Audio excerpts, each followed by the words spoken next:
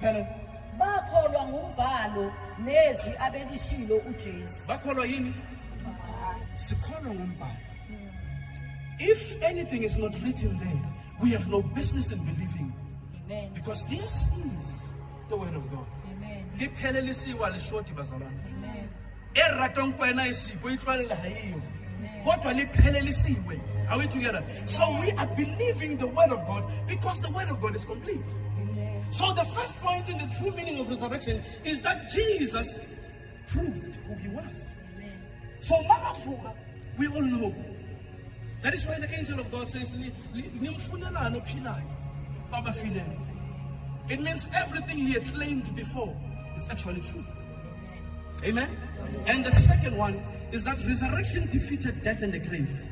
1 Corinthians 15, number 50.